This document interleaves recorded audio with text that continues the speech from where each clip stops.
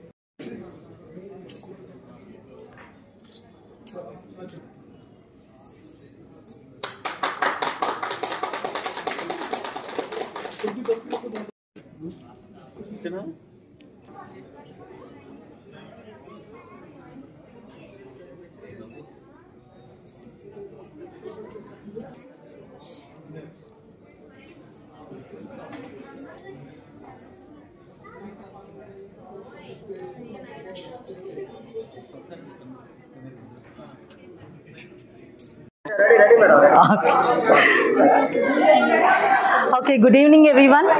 I'm truly honored to be invited to this grand diamond show organized by Malabar.